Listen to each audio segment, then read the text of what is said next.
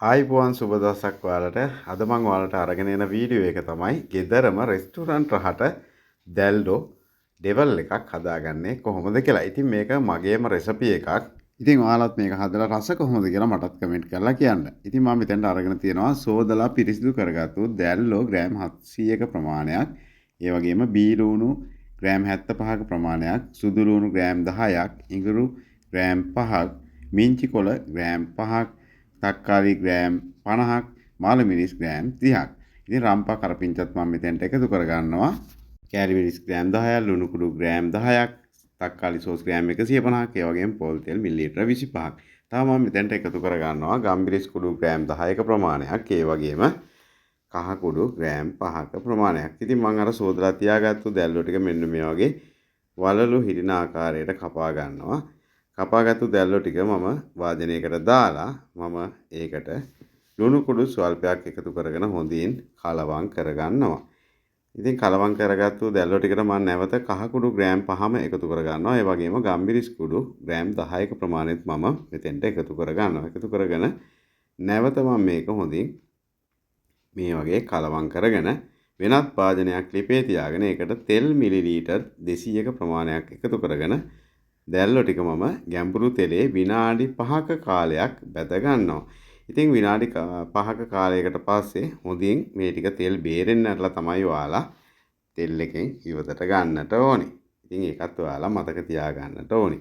ඊළඟට මම තවත් භාජනයක් ලිපේ තියාගෙන ඒකට පොල් තෙල් මිලිලීටර් 25ක ප්‍රමාණයක් එකතු කරලා හොඳින් රත් වුණාට පස්සේ මේකට මම ඉඟුරු එකතු කරගන්නවා.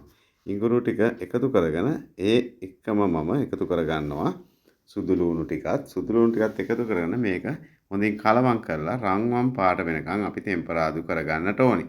ටෙම්පරාදු කරගත්තු සුදු ලුණු ටික උඩට මම කෑලි මිරිස් ටිකත් එකතු කරලා හොඳින් මේ වගේ කලවම් කරගෙන ඒකත් ටෙම්පරාදු කරගන්නවා. ඉතින් මේ දේ ඔයාලා කරගන්න ඕනේ මද ගින්දරේ. ඊළඟට මම මෙතනට බීලුණු ටික එකතු කරගන්නවා.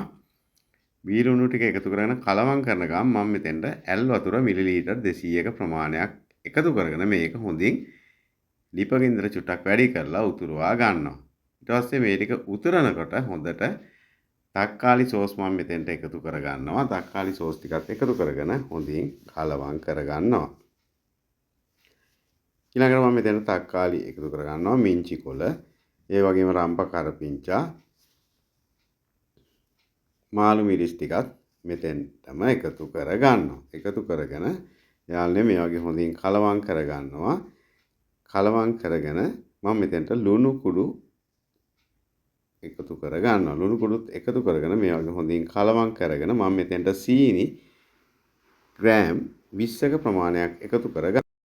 ඉතින් ඔයාලට පේනවා දැල්ලෝ නොදැම්මත් දැන් ඔයාලට මේක කෑමට ගන්න පුළුවන් තත් එක තමයි තියෙන්නේ. නිකන් මැලේ අච්චාරුවක් වගේ. ඔන්න ඊළඟට මම මේකට එකතු කරගන්නවා අර මම බෙදලා තියාගත්තු දැල්ලෝ ටික. ඉතින් දැල්ලෝ ටික එකතු කරගෙන අපි මේ ටික කලවම් කරගෙන බලමු කොහොමද අපි දැල්ලෝ ඩෙවල් එක ඇවිල්ලා තියෙන්නේ කියලා. ඉතින් ඊටාම රසවත්. ඉතින් අලුත් රෙසිපියක් නිසා ඔයාලත් මේක අනිවාර්යයෙන්ම හදලා බලන්නට ඕනේ. ඉතින් හදලා බලලා මට කමෙන්ට් කරන්නත් කියලා මම ඔයාලට මතක් කරනවා.